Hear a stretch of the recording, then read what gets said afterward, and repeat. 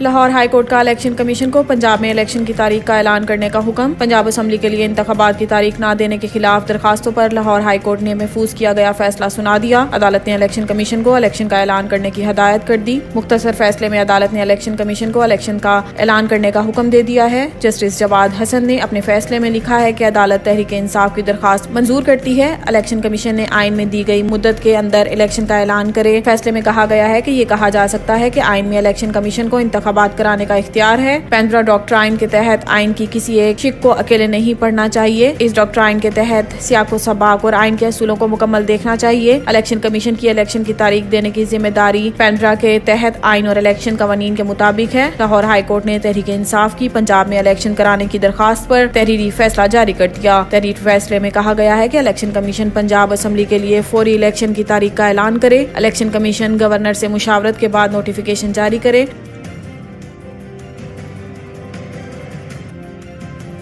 Election commission का अहम इजलास। इंतखाबात में वजारत दाखिला की सिक्योरिटी फराहमी से माजरत पर गौर। इलेक्शन कमीशन की जानिब से जारी एलामिया के मुताबिक इजलास में सदर मुमलिकत के भेजे गए मरासले पर गौर किया गया। सदर मुमलिकत के मरासले के आइनी और कानूनी मुजमरात और इलेक्शन कमीशन की आइनी और कानूनी जिम्मेदारियों पर भी तफसीली गौर किया गया। इजलास में वजारत दाखिला के अमन व अमान की खराब सूरत हाल से मुतल्लिक खत पर भी गौर किया गया। इलेक्शन कमीशन के मुताबिक वजारत दाखिला के खत में दहशतगर्दी के खिलाफ जंग से मुतल्लिक बताया गया है। वजारत दाखिला ने बताया है कि पाक फौज और सिविल आर्म्ड फोर्सेस के स्टेक ड्यूटी के लिए मुहैया नहीं किया जा सकता। इजलास में फाइनेंस डिवीजन की तरफ से मतलूबा फंड्स की अदम दस्तियाबी पर भी गौर किया गया। एलामिया के मुताबिक फाइनेंस डिवीजन ने इलेक्शन कमीशन से फंड्स फराहमी की दरखास्त को मुअख्खर करने का कहा है। इजलास में चीफ सेक्रेटरी और IG खैबर पख्तूनख्वा के सिक्योरिटी खदशात पर भी गौर किया गया।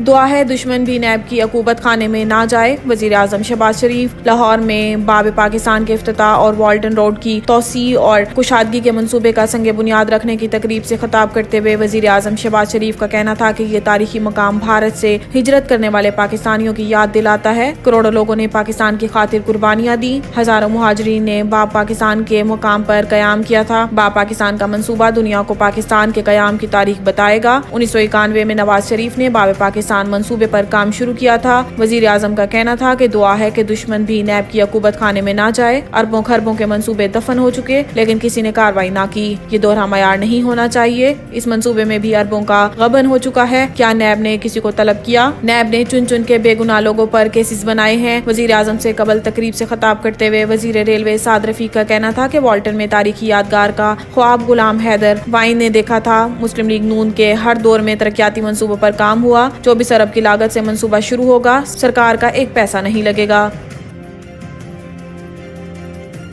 जनरल बाजवा के एतराफ के बाद मौजूदा हुकूमत की कानूनी हैसियत खत्म हो गई। जमान पार्क में मीडिया से गुफ्तगू करते हुए फवाद चौधरी ने कहा है कि मुल्क में तलखियां कम करने की जरूरत है। जनरल रिटायर्ड बाजवा के एतराफ को भी देखने की जरूरत है। जनरल रिटायर्ड बाजवा के एतराफ के बाद मामला क्लियर है। हरगिज नहीं हो सकता कि दोस्त मुल्क बताएं पाकिस्तान में किसकी हुकूमत होगी। पाकिस्तान में हुकूमत का फैसला पाकिस्तानी अवाम ने करना है। फवाद चौधरी ने कहा है कि जनरल रिटायर्ड बाजवा के एतराफ से मौजूदा हुकूमत की कानूनी हैसियत खत्म हो गई। मुल्क को जल्द इंतखाबात में जाना होगा। गुज़िश्ता 9 माह में मईशत का जो हाल हुआ है वो सबके सामने है। इन्होंने कहा है कि जनरल रिटायर्ड बाजवा का केसेस के हवाले से एतराफ भी अहमियत का हामिल है। लाहौर हाई कोर्ट फैसले में मेंबरान कौमी असम्बली बहाल हो चुके। स्पीकर कौमी असम्बली फौरी तौर पर मेंबरान को असम्बली में शिरकत की दावत दें। इसके बाद अपोजिशन लीडर का अमल मुकम्मल किया जाए। पब्लिक अकाउंट्स कमेटी का चेयरमैन बनना PTI का हक है। इन्होंने कहा है कि मुस्लिम लीग नून के अंदर अब काफी आवाजें उठना शुरू हो गई हैं। कैप्टन रिटायर्ड सफदर की बातों में काफी वजन है।